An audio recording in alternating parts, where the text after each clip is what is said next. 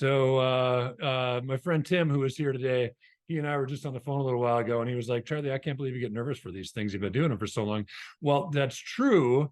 And one of the things that I've gotten good at is if anything goes wrong, I'm pretty good at letting that just kind of slide off my back now. First things first, I've been staring into computer screens for about 30 years. So I need these babies when I got lights on me and stuff. My eyes get tired pretty quickly. So what I know is you guys are here because you're having issue like a lot of people do, right? You're not alone. How do you convert connections into clients, right? You've been told for a very long time in financial services, and I was part of the loudmouth megaphone that told you you need to leverage LinkedIn, right? So now you've been leveraging LinkedIn, you got all these connections. What the hell do you do with them, right? Pardon me. What the heck do you do with them, right?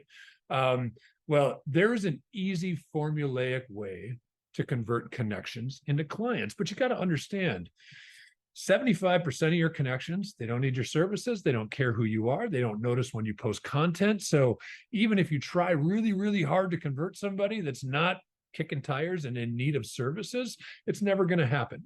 So you need to concentrate your efforts on people that are likely to convert. We're going to get into that in a little while. You got to have some ways and some means to be able to measure your network. I'm going to pay attention to the clock too, because we got a lot to cover today. I built this deck out yesterday and this morning, and it's like 25 slides long. I don't like to go that deep, but we're going to go that deep today. And some of what we'll do is some live sharing as well. And I've got water next to me because I start talking and this deep voice gets deeper and deeper and deeper. So if you can't hear me, just hit the chat button.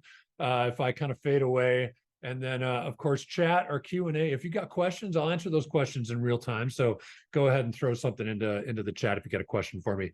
People keep rolling in. That's awesome. Numbers are growing. So great. Thank you very much, everybody, for being here. Here's this is a Northwestern Mutual study. I think it was from 2020 or 2022. 6 in 10 Americans, 62% of American adults know that their financial planning needs help. Now, here's a stat that I didn't list here. 35% of American adults work with a financial advisor. Now, I say American adults. I'm not sure exactly who they were surveying, but suffice to say, I don't think it was 18 and 19-year-old adults, right? I mean, I think it was, middle age and into pre-retirement and retirement. 62% know they need help. 35% work with a financial advisor. That's a heck of a lot of Americans that need your help out there. So my question to you is why then, according to a bunch of other studies, and I put up to 90% because it depended on the study you read, why then did 9 out of 10 advisors not make it past 3 years, right? Only 10% of advisors even can build a book to sustain themselves in 3 years. And those of you who came through Wirehouse, I mean, you went into a recruiting class of 50 or 100 people because Merrill Lynch or Morgan Stanley or UBS or Edward Jones, though maybe they're not a wirehouse, but these companies know that we got to get a lot of people through the front door to have some of those people stick, right? So why is it with so many Americans that need help, why the heck do so many advisors fail? And even if you make it past 3 years, that speaks to the fact that growing a business is not easy. It's a hard thing to do. So in my research and prepping for our call today and in years of doing this stuff, here's what I found. Most advisors have no prospecting strategy.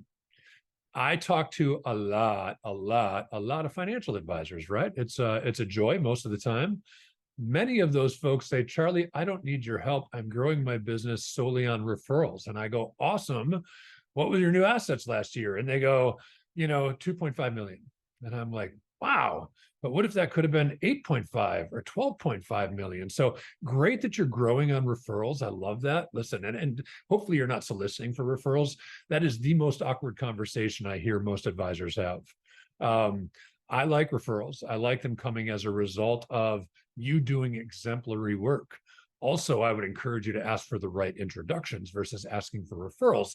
The difference there is you're pinpointing someone you want to know that an advocate of yours is connected to versus, oh, hey, buddy, who do you know that I can talk to, right? So I really discourage you from asking for referrals. However, I highly encourage you for asking to ask for the right introductions. And Sales Navigator, LinkedIn Sales Navigator is great for that. And we'll do a quick search a little bit later on to show you how to use that to find the right introductions. Okay, failure to invest in learning. Now, that's across the board. right? Failure to invest in learning. Nothing moves faster than the industry that I'm in right now, right? I started doing websites, back in the late 90s. There was a time, some of you who have known me back, for a long time, there was a time that I ran up and down the West Coast of the US, had a conversion van and a camper, not too dissimilar from other parts of my life. Me and two dogs camping, slip into the suit and tie from the KOA that morning and roll into the Smith Barney office, just to date myself a little bit. I think that merger with Morgan Stanley was 2008. So, um, you know, uh, you look at back from the late 90s, the advent of websites, right? And then, of course, email marketing, and of course, social media and content marketing comes along with that, and CRM, and gosh, all the automation that's out there right now. I mean, financial services moves, well, they move slow in some ways, but quickly in other ways, right? Especially the regulations. But those advisors who are not keeping up with marketing, goodness, I can see how you fall behind in business development, because if you can't adequately market your brand, incidentally, there's almost 700,000 registered reps and IARs in this country, right? Not all of them practicing. Maybe it's 400,000 practicing, but it's highly competitive, like third most competitive professional services industry in the country. So it's competitive. You've got to keep up. You've got to brand yourself. You've got to market yourself. And if you're not keeping up with the learning, then I can see where that becomes difficult and easy to fall behind. Again, next one, easily discouraged.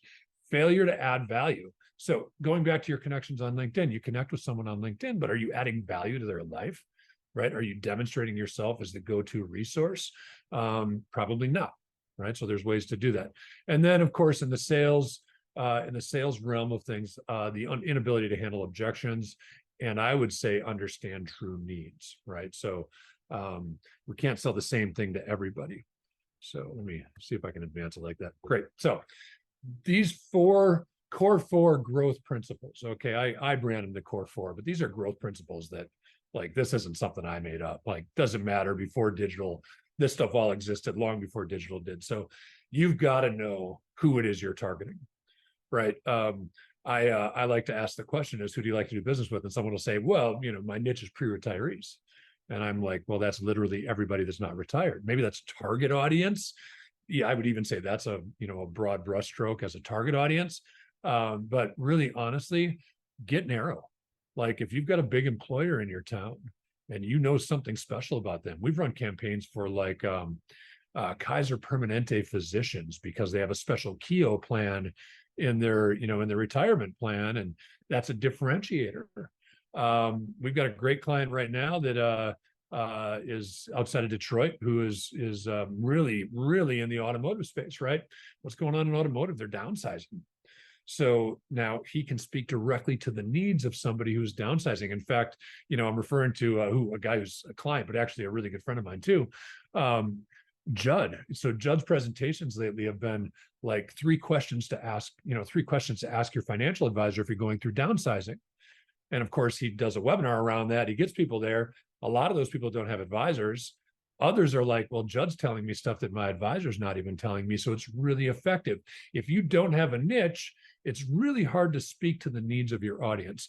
We're going to talk a little bit more about that when we get into content marketing. We'll talk some content marketing. I'm going to show you how to find great topics for content for a specific audience. So we'll get into that a little bit.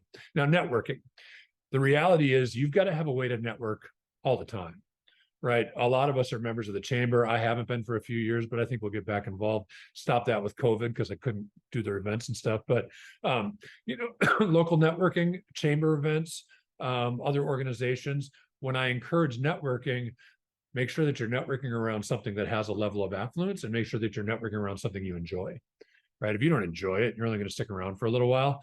Now, at Social Advisors, we've got some automation tools that allow us to leverage LinkedIn for networking, and we're rolling out some Instagram tools right now as well that in our preliminary findings are killing it. And we'll talk a little bit about that. Now, once you're networking and you're growing this audience of connections on LinkedIn, or local connections, or you're getting email addresses out of Instagram and dumping them into your CRM, you've got to be able to nurture those relationships.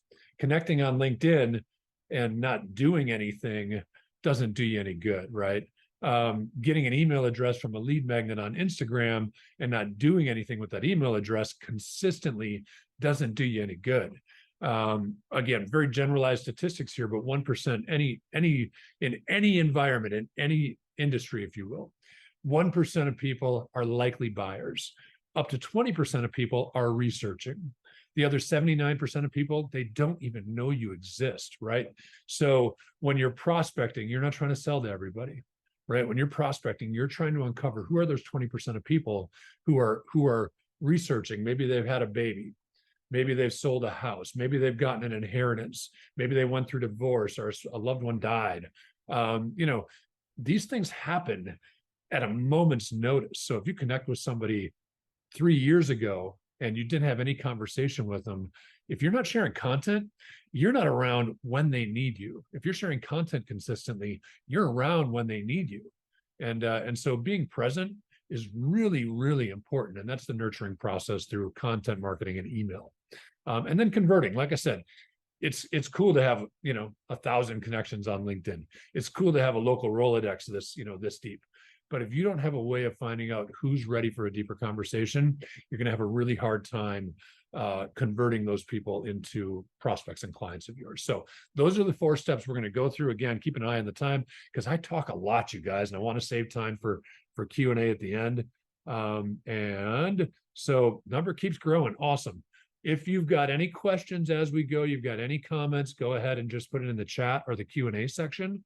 And I'll get to it as I take a little break from slide to slide. So cool. So let's talk first about your perfect audience. One of the things that we do with our clients is we go through CRM data, right? We're really interested if you've got 500 people in your CRM, where did they come from? Why are they there? What is their commonality? Who do you provide the greatest value to? And really, really important, who do you like working with? We've got clients that are like, Charlie, never bring me an engineer. And we've got clients that are like, Charlie, I want all the engineers, right? Because they're data-driven people. A lot of people like medical community. A lot of people don't like working with doctors. So not only is it assessing the data in your CRM to find out who you've built around, talking about who your most recent clients are, where they're coming from, but also who do you like working with and who don't you like working with? Now, once we figure out the perfect audience, we want to like cater your marketing to fit that audience, right? So the place that we would start with that, and I'm not going to dive into a LinkedIn profile here, though at the end I'm going to offer you to set up some time with me so we can certainly assess your LinkedIn profile. But your LinkedIn profile, I'm going to show you one thing real quick, and I got to skip around a little bit, so it might hopefully it's still sharing. Let me ask you, can you guys see my Zoom, like my browser now? So if you can just throw it in chat. Jackie says, no, you can't. Okay, well, I probably need to stop and reshare. That's exactly what I need to do, Jackie. And it's one of the changes that Zoom made that frankly, I don't like a whole lot, but they didn't ask me. So it doesn't matter if I like it or not. Okay. So we're going to share my browser. Here's what I want to show you just really quick. Here's our website. But if I type in my name, now I've got a pretty unique name. So very unique name, actually. And I've been creating content for a long time. And I've been in the industry for a long time. And I've spoken, I've been in articles and things like that, right? If I type in my name and Google myself, much like your prospects are going to do, check this out. I hope it comes right. Okay, good. It worked the way it was supposed to. We are in a live environment, by the way. So do you see this? LinkedIn comes up before my website. That website is 10 years old. The website's been updated over the years, but the domain name is 10 years old. The blog is full of content. The website is really set up well. LinkedIn is still #1. So if you've got a far below par LinkedIn profile, I am going to encourage you to beef up that profile. The SEO quality of LinkedIn is awesome. I mean, it really is. It's the #1 listing. If you went 100 links deep on Google right now, maybe 150, it's still me, right? LinkedIn is #1. So what's cool about that is you can leverage that, but your profile has to be on point, because when people Google you, they certainly want to find out, your credibility factors. We got what? They didn't ask me. No, Jackie, they didn't ask me. They didn't ask me what they about Zoom didn't ask me about sharing. So they should have, though. I'm like a master user, I think. So we'll get back to, okay, let me get back to our PowerPoint here. Okay, cool. So with your profile, your credibility factors, right? Which are things like designations, education, experience. I don't like talking about 20 years of experience necessarily. I kind of drop that in when I talk about websites for Smith Barney and, starting websites in 98. But what's more important to people is market cycles, right? What difficulties have you navigated your clients through? Publishing and thought leadership. So we'll look at it when we look at some content marketing, but LinkedIn not only has the daily posts that show up in the news feed there, which frankly only about 2% of people take advantage of, you can also publish articles. The cool thing about publishing articles on LinkedIn is when you make a post about that article, LinkedIn will show it to a larger number of people because you're not driving people away from LinkedIn to consume that article that you publish. So write articles on LinkedIn by all means. We're trying to create credibility and thought leadership. Again, at the end of this, I'm going to give you a link to my calendar so you can schedule a little time with me. We can go narrow on this stuff when we get together one-on-one. Of course, the connections you have matter too. I highly encourage you to open your connections up to the universe, because you're going to want to, if you're a connector, you're going to want to put people in touch with each other that can benefit each other. And a lot of times that comes to you in return. So also, if people are searching for services like yours, maybe a CFP in Wichita, Kansas, you're likely to show up on that type of search. So we're not going to dive deep into profile today, but certainly I do encourage you at the end. Again, we'll get the link, and you can schedule some time with me, and certainly, Jackie, it's not rude. We just run out of time. We got more important things to talk about, Jackie. Okay, so before I get into this slide, I'm going to, again, stop my share. I'm going to jump into my browser, and we're going to do a couple shares on LinkedIn Sales Navigator. Who's used Sales Navigator in here before? Give me a little comment if you would.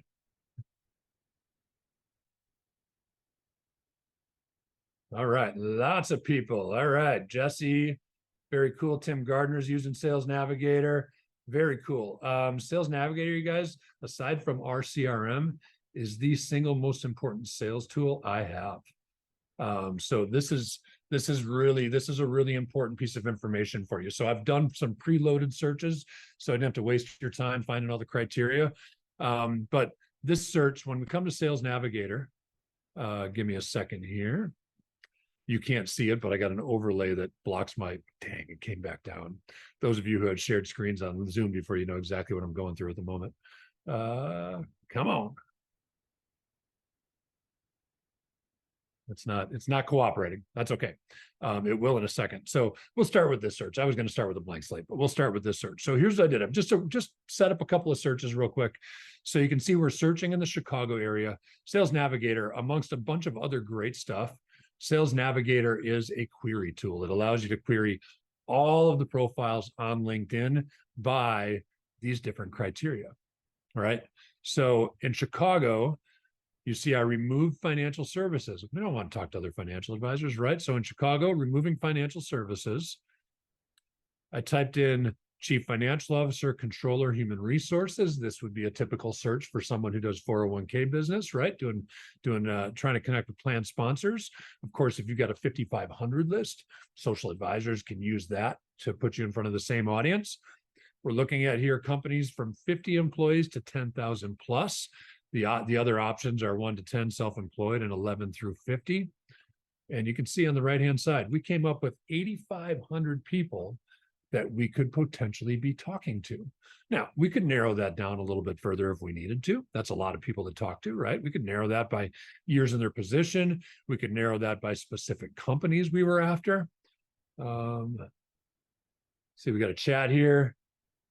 What are my thoughts on Zoom Info? Albert, that's a great question. Here's what I like about Zoom Info. Zoom Info's got, gives you all the data you need.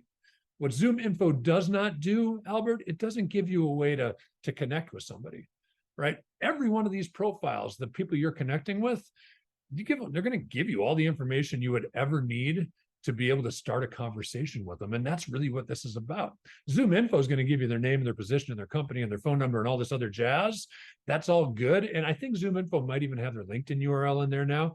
That's all well and good, but it doesn't give you any personal information to start a conversation. So while I think Zoom Info and Discovery Data and those other data farms are great, they only go halfway, right? So I'd way rather use LinkedIn. And frankly, $1,500 a month or whatever Zoom Info costs, you can do a lot of damage in marketing with $1,500 without just paying for data on it, right? So great question. Now, here's another search that we did. I wanted to show you that not everything is big city, Chicago oriented. Where did I do here? Louisville, Kentucky, right? A little smaller city than Chicago. Again, we removed financial services. I put more than 10 years. This is a search for business owners, founders, owner, co-founder. We've got more than 1,000, and this is just in companies 11 to 50 people. You live in Louisville, Kentucky. You like to save business owners on taxes, R&D tax credits, and ERC. I don't know if that's up your alley, but all the tax benefits and tax planning you can do. Here's 1,000 results for you. You want to bring a 401k to them so you can do retail wealth management with their plan participants? Awesome. Here's 1,000 people that if you live in Louisville, Kentucky, you should be talking to. Now, I'll do one search real quick here on the fly. So this is logged into Sales Navigator. We've got lead filters. Let's say you want to meet all the CPAs. So, there we go. Let's say you want to meet all the CPAs in your town. And let's say your town is, someone said they were from Wichita. Let's just use Wichita. Geography, here we go.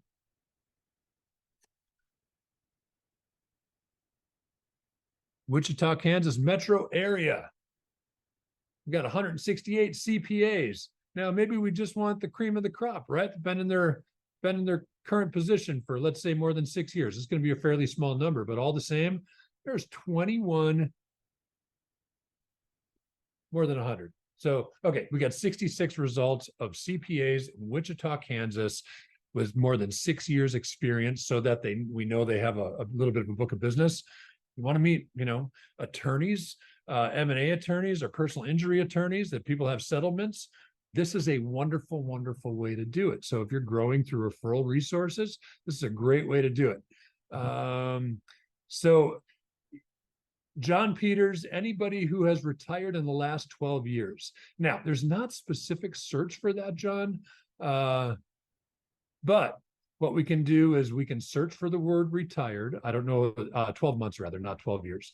There is no time period that we can search, but we can search for the word retired. Now, here's what I'm going to argue. Retired people, probably not your best audience on LinkedIn. And the reason for that is most people are using this for business. So once they're out of business, it becomes a little more difficult. So now that we know exactly what our searches are, we've got 8,500 people in Chicago. We've got a very small list here in Wichita. Now I want to show you real quick. Social advisors, this is our dashboard. I've got my friend Lauren here. Lauren's running a campaign in Houston for newly single women. And this is the search that we did for Lauren, right? So everybody that we pulled up in her LinkedIn Sales Navigator imports right into our dashboard. Right. And so I won't show you all of this. Again, schedule time with me. I can show you a little bit more about it. But Lauren, look at this. These are all of Lauren's. These are conversations that she started since August 28th. What was that? Yesterday? We've got 4 people replying to Lauren's campaign in less than 24 hours. These are women who she is absolutely targeting, who newly single, divorced. Now, not all of them are going to fit into that category, but we got lots and lots of activity on Lauren's campaign. So again, we can take a look more specifically at where you are and what you're trying to accomplish when we get together on an individual basis. We like working with independent RIAs, independent broker dealers. I'm going to tell you a little secret. I got some wirehouse advisors, but I don't know that they told compliance they were running any automation. So I'm not sure about that. We do love working with RIAs. We do love working with independent broker dealers. LinkedIn limits the number of invites. Brian, you are absolutely correct. So what we can do is once we understand your search, we can send out 25 invites into that search every single day. we are rolling out here in the month of September an in-mail campaign that'll double that number. So we can reach out to about 50 people every day on your behalf.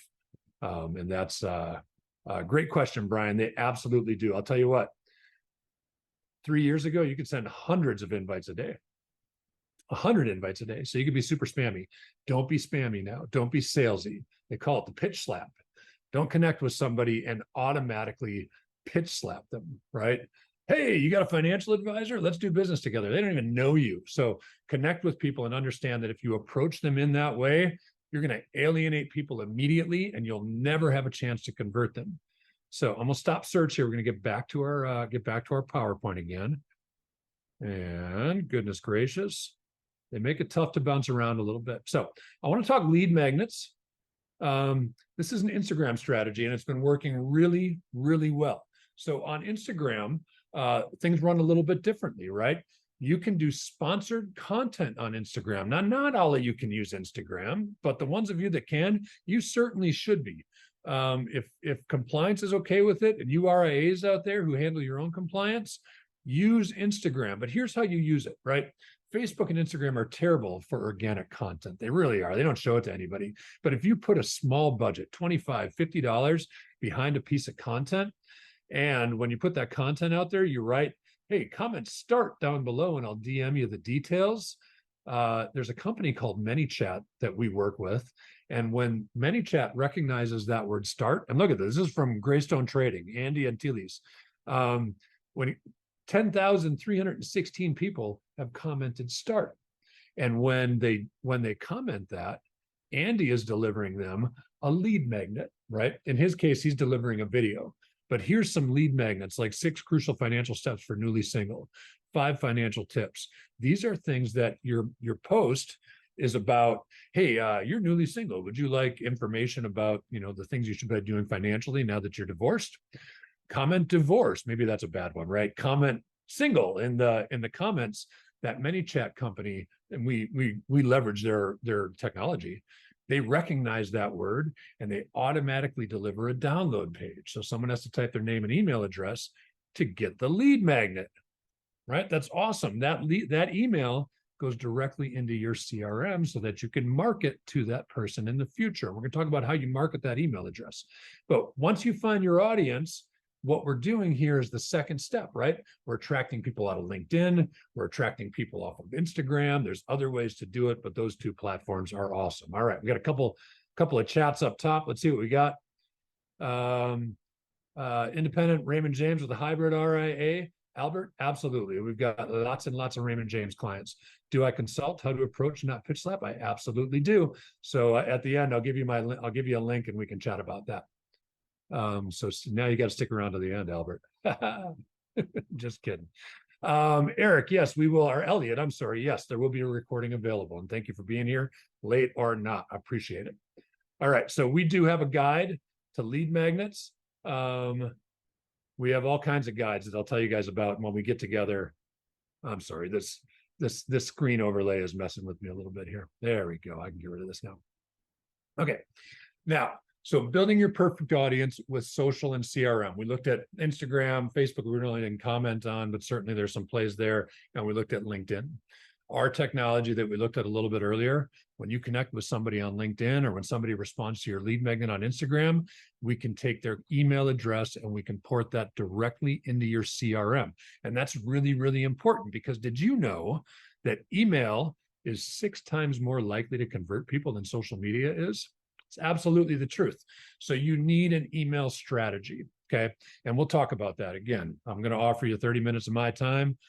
Take advantage of that, and we can get really, really detailed on this stuff. So let's move on to that nurture stage, which is the 3rd stage, and you do that with content and email marketing. Now, I said it very quickly earlier. There are like 800 million LinkedIn profiles globally. About 1/3 of that network is in North America, Mexico, US, and Canada. 2% of the network on LinkedIn shares content consistently. And most advisors, you guys know it because I'm going to talk about it here for a second. Most advisors do it really, really poorly. So you're like the content marketing opportunity on LinkedIn cannot be understated. 2% of that network shares content. So you got to grow your network a little bit each day. We can help you do that. 25 invites a day we'll send out on your behalf. We'll send out about 20 or 25 InMails, so reaching out to about 50 people a day. That'd take you a couple hours. We don't, I think it's probably $10 a day or so for us to do it for you. Basically, buy me a sandwich for lunch and I'll do all your LinkedIn stuff for the day. Now, your content keeps your brand present, builds trust and credibility. You're going to engage with people around content to build new relationships. As we talked about earlier, 1 in 5 people are actually looking or are researching services, right? 4 in 5 people don't know who you are. They don't care. But when they have a kid, and when they buy a house, when they get an inheritance, when one of these milestone events happen, they sell a business, all of a sudden they need your services very quickly. If you haven't been present, you're not going to get the call. You're not going to get the outreach. So content is really important. Now, not all content is created equal. I pulled a few posts that we've helped create that have done really, really well. Check this out. 31 people, 15 comments on that one on the right. I'll talk about that one in the middle a second. 179 on that one. That's crazy. 12 over here, 14 comments. That one in the middle was actually a business interview. So a client of ours interviewed somebody, met on LinkedIn, business owner. He's a SEPA advisor, right? Certified exit planning advisor. Interviewed someone, a business owner in his area on LinkedIn. That's an easy way to start conversations and relationships. Boiled that interview down into a post. We helped him out with that. We put the visuals together, put the post up for him. That got 5 shares, 9 comments, and 179 interactions. That's crazy. That's awesome. That's amazing. Now, contrast this to the crappy content you guys share from Advisor Stream, or the crappy content that you share from, hate to do it, but FMG. I used to work for them. That's why I hate to do it. I got friends there, but still, the crappy content you share from the firm, understand the content I just named, it's not even made for you, right? That's not content that ever rolled out because it was good for you guys, the advisors. That content is made for regulators and understaffed compliance departments, right? The worst thing in the world for a compliance department would be if you guys start writing your own articles. Holy crap, now they gotta read those articles, they got to approve those articles. You guys start making your own posts. Oh my gosh, the regulators will have a problem, right? And these understaffed compliance departments that can't turn your stuff around in 3 or 4 days, now they'd be buried. Well, that's not your problem. That's their problem. And that's the reason 60,000 financial advisors share the same Advisor Stream articles and the same FMG posts. And, stuff is not built for you guys. It doesn't do well. You know that. It just goes out. You're not even paying attention to it. I would argue that 6, 7, 8, 10 years ago, having a brand presence was important. But now everybody's on social media. That stuff just looks lazy. I would say that actually probably hurts your brand more than it helps you now. I am not a big fan. Now, we do create content, so maybe that's completely biased. But look at the kind of reaction this stuff gets. Your Advisor Stream crap that gets sent out every day that you're not even paying attention to. I got a funny story for you. I got 25 minutes, so I got to hustle through this stuff. But so I've got a client that I got on the phone with her, or the Zoom call, I'm sure. And I said, hey, tell me how that guy stopped snoring. And she said, what are you talking about? And I said, well, that guy whose marriage was on the rocks because he couldn't stop snoring. And she said, you're crazy, man. I don't know what you're talking about. And I said, you just posted an article on LinkedIn about a guy whose marriage was on the rocks because his wife was awake every night because he snored. How did he stop snoring? And she's like, she went and looked at it and was super embarrassed, obviously. It was an Advisor Stream post. You don't even know what's going out, right? I mean, it's just crap. So anyway, I hate to be so passionate about it, but it is what I do every single day. And we drive results like this instead of getting seen by nobody, like the canned crap that's built for the industry gets. All right, I got a chat. Let's see what's going on up in the chat box. When do I use snail mail? Michael, that's awesome. I've got a client, Michael, great question. We're going to start talking about webinars here in a second, because webinars are the 4th step, how you measure and convert. I've got a client that every time they do a webinar, and they use Horse's Mouth. Horse's Mouth, I love. Horse's Mouth is a good service. Now, it is canned, but they have pre-built webinars for you, and they've got handouts to go with those webinars.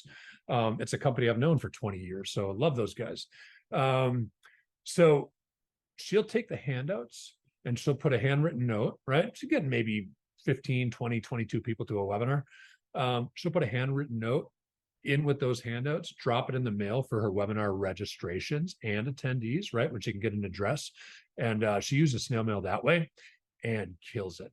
Dude, I mean, like, this particular person did a webinar in July. We don't usually do webinars in July because summer's hard to build an audience. 54 registrations, 19 attendees, and 5 of those people are squarely in her head, in her pipeline. Like, the follow-up was great. They're in their pipeline. They're good prospects now. And she closed $1 million client out of that one webinar. Now, she does webinars every month, and is, is effective. But webinars are a great way to convert and measure, and that's how you turn connections into clients. Spoiler alert, right? But I love snail mail as a follow-up. I'm not a big fan of seminars, right? For you to, to drop 9,000 with white gloves so that you can nurture their network. It's not even your network. I'm not a big fan of that. I don't think that's money well spent. You can get 1 or 2 clients, but they're only as far as the next mailer that shows up in their, in their 8-second walk from the mailbox to the recycling bin.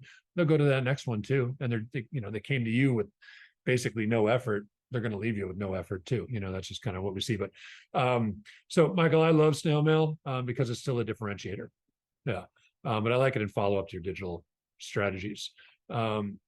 Empty nest baby boomers. Nice. 3 years of retirement, any specific type of content? I'm going to show you. John, that's a great question and a great segue for me, right? So we've got this content and email marketing guide. Again, schedule time with me. We'll share that stuff later after the webinar. John, you had a great question, by the way. Let me show you something real quick. I got to stop sharing, and then I'm going to go back to a browser. Here's a little trick I like. And it's not a trick at all. I mean, it's, anybody can use it. Let me share my screen. And then we'll go find a browser window here somewhere. Okay.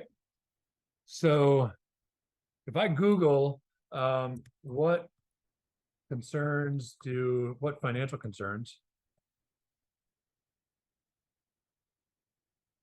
do empty nesters have? Let's just, let's see what comes up. This is not a Google search I've ever done before. Okay, check this out. So here's my favorite part of Google. What are the problems with empty nesters? Change is considered stressful rather than challenging or refreshing. Their marriage is unstable or unsatisfactory. I don't know if that helps us with financial. Maybe we need to say, what are the financial problems?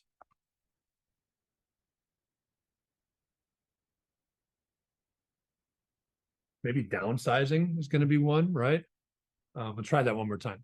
For most Google searches, we can get some really good stuff. Yeah, it's coming up with the same stuff. But here's what I absolutely love, right? If I hit down on this, it automatically gives me more stuff to talk about, right? Maybe we do this a little different way. What are baby boomer concerns 3 years before retirement? Bang. Obviously, Social Security is going to be on that. What are baby boomers' concerns? Healthcare costs. There's one we can speak to for sure. Why are they delaying retirement? Here you go, John. Here's the answer to your question, man. Look at all these. This is derived from the most common Google searches. This is exactly what these people are asking for, right? And just keep clicking down. Man, you can create 12 months worth of content in a hurry. This is awesome. This is a awesome resource. If you take nothing out of this conversation we're having today, this right here is an awesome resource. All right, we got some more Q&A. John, I hope that was good for you. I got a chat. Let's see what's going on in the chat. Will I utilize AI? Oh my gosh, Neil, do we ever utilize AI? In fact, I've been invited out to Sanctuary Wealth. I've done several AI presentations. I was just on an Equita Financial Network webinar talking about AI. I love Beautiful.ai. I love ChatGPT. I love Reword. I love Canva. Canva's like my favorite freaking software ever right now. Yes, Neil, a great question. We utilize the hell out of AI. And it's a blessing for all of us. And I know there's a lot of fear based around it. I could probably talk you off that cliff if you have fear around AI. Certainly I can understand it, but if it makes your life easier, use Canva, use ChatGPT. It's amazing stuff, you guys. All right, cool. Get back into our PowerPoint here. A little herky jerky jumping around, but we're gonna get through all this. 241. We got time. I'm talking fast. All right, moving on. Now, content marketing. So this is a little piece of software that we share with 5 other agencies called Social Post Party. If you haven't heard of what an engagement pod is, very quickly, an engagement pod is where you call up 12 of your closest friends and you say, hey, let's all post on LinkedIn at noon today, and then we'll comment on each other's stuff. It's a really great concept, and it gives your content a huge boost, right? All that early engagement gives your content a huge boost. Here's the problem with an engagement pod. If you invite 12 people to an engagement pod today, 2 will show up next week. So it's hard to keep that momentum going. So what Post Party is $99 a month. What it is it's takes that same strategy. We run post parties 8 times a week at specific times, and 5 other agencies bring people to the post party. We're the only one, I think, that works in financial services. And so you're guaranteed when you do a post and you copy the link and you put it into the post party at the specific time. And this website, socialpostparty.com, has all the instructions on it. You can sign up there. It's going to share your link with 15 people. It's going to share 15 people's link with you. And then you've got a 2-hour window. It takes you about 40 minutes, but you got a 2-hour window to comment on those 15 people's posts, and they're going to comment on yours. And it's going to boost your content by 300 to 500%. Now, those people are not necessarily, they're there for the same reason you are, right? They're there to get a boost in their content, and then the content goes out to your natural network. So when you look at the analytics, even though they're the ones commenting, for me, when I look at the analytics, it's financial advisors, it's directors of marketing, it's people I'm after in our industry. Maybe that's not the right way to say it. It's people I want to do business with and help out in our industry. It's people I'm after in our industry. And so it is really good to give your content a boost. It's $99 a month. It's a month-to-month commitment. And we run 8 of these, run about 25 a month or so. And really, really is helpful for making sure that I've seen posts do 25x. I mean, really, really pretty awesome stuff. I know we got a couple people in here on Post Party, and they certainly, I know Tim would vouch for it. He does. We just chatted a little while ago. All right, here's your 4th step, right? Moving right along, because we only got a few minutes left and I want to save some more time for Q&A. If you guys are not doing webinars, you are missing a huge opportunity here, okay? Webinars are the way that you continue to display your your thought leadership, continue to get your brand out there. The fact that you educate puts you on a different echelon with other advisors. And so I highly encourage you to do webinars. Our clients, I talked about one of our clients that does 12 a year. Most of our clients do 8 webinars a year. And they go September to November, so they do 3 in the fall. So we are getting into the throes of webinar season right now. And December, the summer months in December, those are hard months to build a good size audience. So they run September to November, and then January to May. Take the summer off, take December off, just because vacations and whatever else is going on, holidays. That November webinar, get it in long before Thanksgiving. So do webinars. I will tell you, in my experience, 70% of your webinar attendees, and the first one you do, it might be 7 people, right? It might not be a big audience, but as you do them, your audience is going to grow. So 70% of your attendees are likely to come right out of LinkedIn, and 30% of your attendees are likely to come right out of email. While we're talking, I'm going to check on a chat real quick. Direct posting your posts along with Post Party.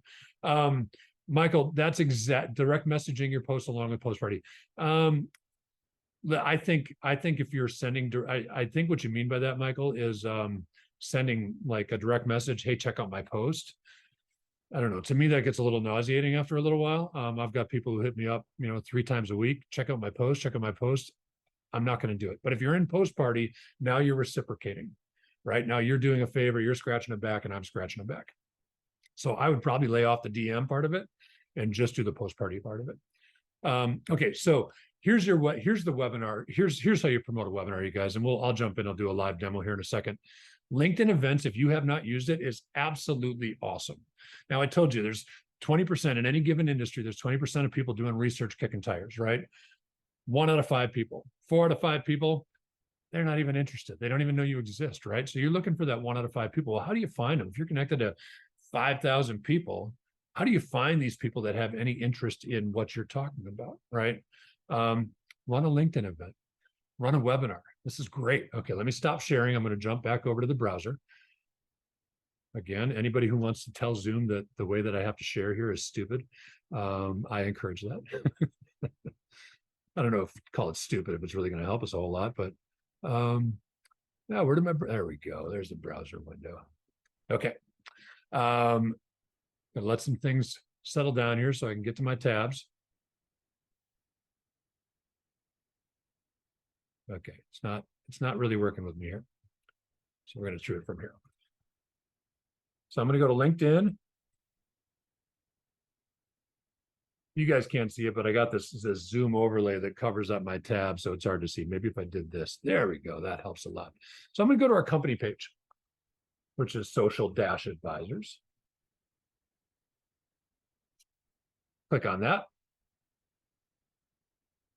Taking us a second to get there. I could have pre-done this search. Look at that, man. We've got some things I get to respond to here in a little bit. That's what happens when you're active on LinkedIn. So I'm going to go to events. So we promoted this event. Some of you got an event invitation via email. Some of you got event invitation via LinkedIn events. Some probably both. Now, because it's already a past event, because we started it 48 minutes ago, I'm not going to be able to invite people, I don't believe. So one of the options that'll show up here pre-event is the ability to invite my network, right? So it's very simple. When I click invite, it opens everybody I'm connected to. I can sort those people by geography, by profession, by industry. And then I go click, click, click, click, click, click, click, click, click, click, click, about 200 times a day. So when we promote an event for our, and you guys can do this, we just save our clients a lot of time.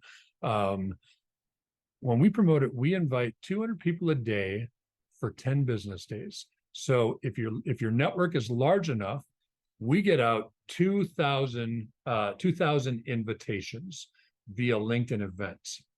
Now, where the disconnect resides in that is just because they say yes on LinkedIn, that doesn't mean that they've registered on Zoom. That's the disconnect.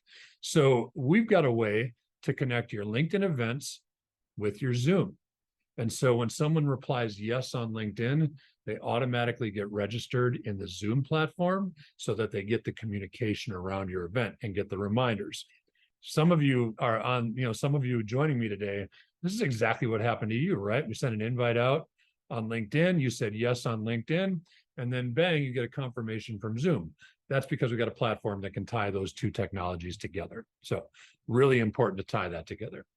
Now, when you do a webinar, I don't want you to use the webinar to sell. I'm going to sell to you in a little while here. All right, here's the spoiler alert, but I do it very softly. You won't even hurt, I promise. I want you to educate. I want you to use this platform to educate, right? The more you try to sell, the more you alienate people, right? So what I'm asking you to do is use your webinar platform to educate, whether that's 7 people, 70 people, 700 people, use it to educate. Now, most advisors, you might get 10, 12, 15. If you do webinars for a year, you might get 30 attendees per webinar. You or a person on your team can easily follow up with a phone call, or you can send out a survey. And here's the 5 questions I want you to ask in that follow-up. Do you have any feedback about the presentation? How can we improve, right? These are prospect seekers. These are people showing up to your webinar because, theoretically, they need your service at this point. They're investigating. Do you have any feedback about the presentation? That pulls them into your process. They're not even your client. You've already embraced their feedback. Are there any outstanding questions? Do you have any suggestions for future topics? Want to know what to talk about? That's one of the ways you know what to talk about. What are your current challenges with XYZ, right? The first, I don't want you to ask these out of order either. I want that to be the 4th question. What are your current challenges? You've built some rapport. Now you ask about challenges. Finally, what are some of your goals in that same arena, right? What are some of your goals? So your challenges and your goals, those are very important. And whether you're doing an interview, whether you're following up on a webinar, no matter how you're interacting with somebody, always try to get to the challenges and goals questions, because that tells you exactly what service they need from you, exactly how you can help solve problems for them. So there's 2 very, very important questions. Now we got lots of webinar guides, right? So when we get to this, oh, this is also cool. So we had a what's working now feature. I don't know, when is this? May. So not too many months ago. What's working now? This is a conversation about the webinars that we do on Horse's Mouth. It's one of the reasons I love those guys, is they featured us on the what's working now. So we love that stuff. All right, we got a chat up here. Let's see what it is. I love the mystery of what's in the chat. Does our LinkedIn company page link to your personal page? Yes. Corporate page is new and all my connections are off my personal page. Okay, here's the deal. So Tim, great question. When you set up your webinar on your company page, and then you go to that event and you click on the button that says invite, it's going to invite your personal network. So those are not followers of your company page that you're inviting. Those are your those are your personal connections. Right. So great question. Now, you can run events off your personal page, but you can't export the attendees if it's on your personal page. If it's on your company page, you can actually do an export of everybody that agreed to be there. Okay. So great question, Tim. So here's 4 ways that you can work with us. First off, I'm going to put in the chat here in just a second a link where you can schedule a 30-minute consultation with me. We can get deep on your profile, whatever you want to talk about. We also have automation services where we can start sending out invites on your behalf, starting at $199 a month. You guys, that's like $7.50 a day, $7.50 a day. How much is your time worth? Why would you sit there and do that yourself when we can do it for you? Now, there is a setup fee associated, but like for $7 a day for that month, we can do this for you. It's a month-to-month agreement. It's no big deal, right? Custom content webinar services, those are a little more than $199. That takes some heavy lifting. So if you do need custom content, our content suite is, we typically write 2 articles a month. We publish those to LinkedIn. Those are also great for your website. They're great for your newsletter. If you've got, a local publication or an industry publication, they're great for those as well. They're ghost written for you. Now, we also have a 2-day workshop coming up in the beginning of October. I'm going to share that link with you in just a moment here as well. That workshop is $200. It's 4 hours. It's 2 hours for 2 days in a row. I believe it's October 2nd and 3rd or October 3rd and 4th. As an attendee of this webinar, you're going to get 50% off of that. So if you want to do deep dives on this stuff, you want to do it for yourself, you want to learn the magic on how to do it. I can't teach you everything I've learned over the 25 years I've been doing this stuff, but I can teach you enough to really start to make some strides with it. So I think we got another chat up here. Does it have to be on your company page? Michael, it does not. You can absolutely do an event from your personal page. But again, the difference is when you do it on your company page, you can export people. When you do it on your personal page, you can't export people. So that's the big difference there. So I do recommend doing it on your company page instead. Okay. Now I've got, give me one moment here. I'm going to flip over and grab a link to my calendar if I can get it.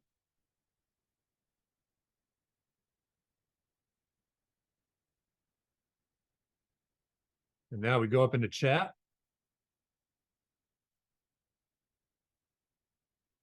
Now here's a link. I'm going to leave it up here for just a little bit. So that's the link to my calendar. Let's spend 30 minutes together. If the things that I've talked about resonate with you, you're like, holy crap, I gotta do these things so that I can convert my connections into clients. And the webinars, you guys, you got to do content marketing, because if you just show up for a webinar, your attendance is going to be very, very low. But if your brand is present, and then all of a sudden you do a webinar, and people are vibing on your brand and the content you share, you're going to be at your webinar, and that's going to open up a heck of a lot of conversations for you. I'm going to leave that there. We've got a question. What's the biggest benefit of having both personal and company LinkedIn pages? John, I would say the webinar. We don't do a whole lot with our company page. We got about 1,000 followers, and I guess that feels good, to have that many people paying attention to our company. But the webinar itself. So the reason, you can put your privacy policy on your company page, and when you do that, LinkedIn then allows you to export email addresses. But if you don't have on your personal page, you can't do that. So I would say if you're going to run webinars, that is the number one benefit, is if you run your event promotion through your company page, it's the export. The export is easily the best option there. So good question for sure. And I want to share another one with you. I hope I didn't cover it up. Okay, you guys, I'm going to stop share for a second because I got to go digging to find our link for So bear with me a second. Tim, this is one of those moments where things went off the rail and you were like, yeah, you're good at that though. Well, I wish they wouldn't go off the rail though. So um, I've got a link for you that's going to allow you to sign up at 50% off. So just give me one moment here to find that. There we go.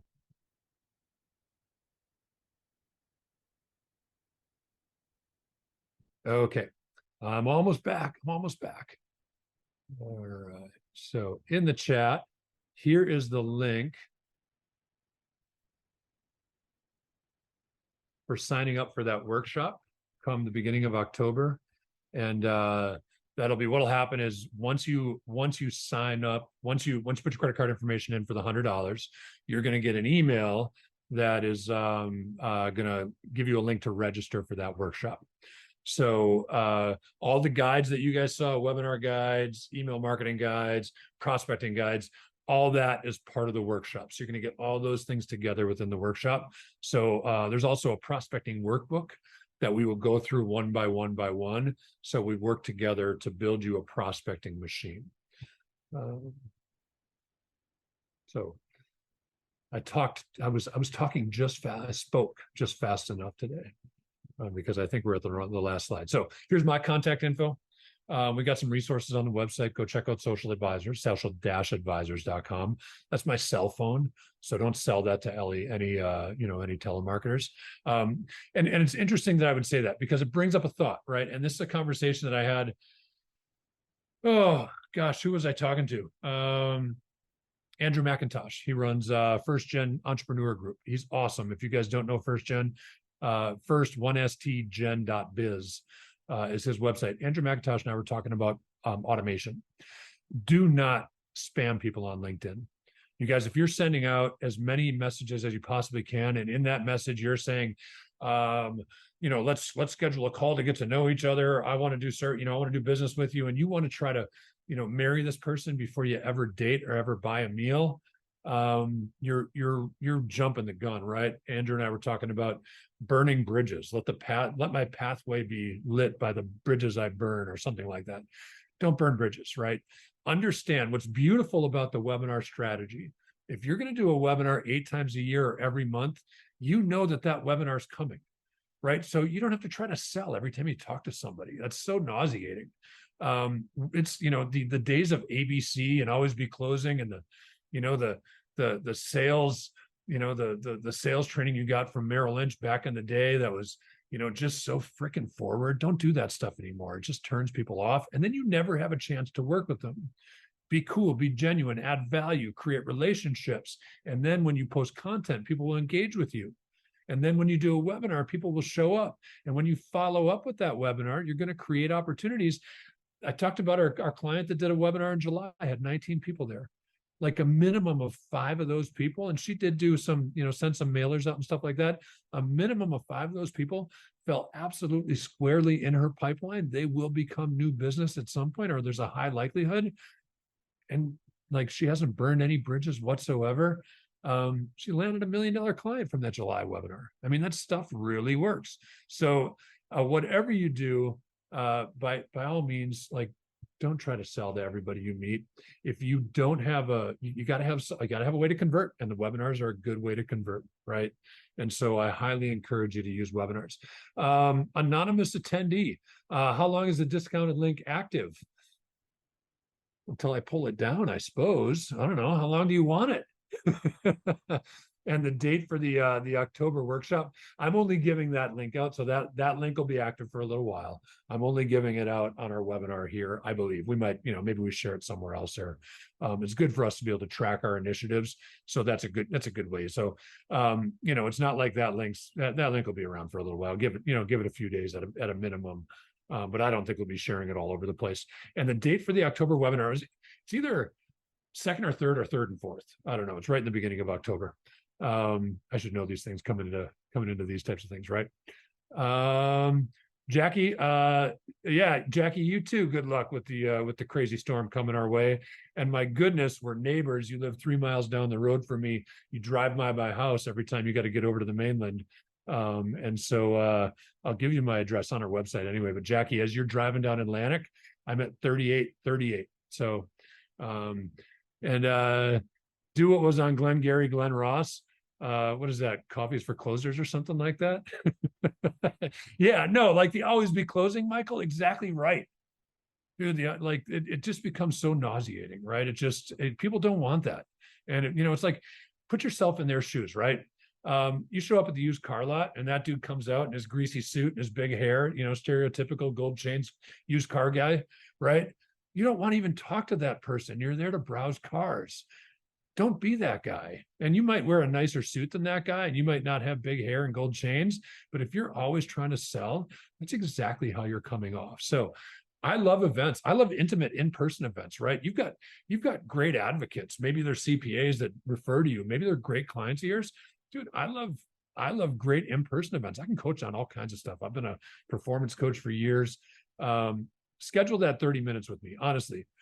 Click on that link, schedule 30 minutes with me. Whatever you got going on in your practice, I can speak to it. I'm not necessarily a practice management guy, though I can talk to all your internal technologies.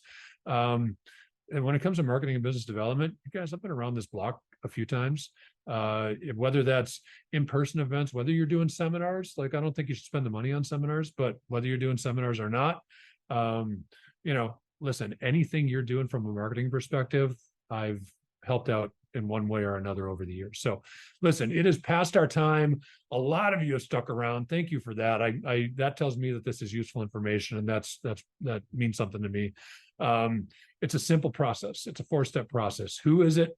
Get in front of as many people as you absolutely 100% possibly can. Nurture, nurture, nurture with content and email. And then webinars are your least expensive, easiest way to convert people.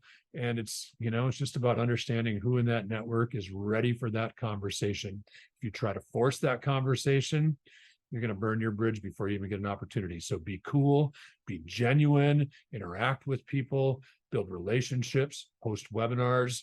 Webinars is where the rubber meets the road, or whatever that expression is. Thank you all for being here. A recording of this will be available. Tim, thanks for the great feedback. Thanks for your well wishes with the storm. I live in pardon the expression, I live in a brick shit house. Literally, it is a big brick house with accordion shutters. Like, we'll be okay, man. We said we stay here for all of them. I try to be the first guy in the water after the storm passes so I can catch the big waves. But I'm getting old, so maybe I got to go out with a partner now. So anyway, again, my sincere gratitude, taking time out of your day to hang out with me. I love this stuff. This is my favorite thing about what I do. Meeting new people is the best. So I certainly hope you get on my calendar. Adios. I'll get you the replay.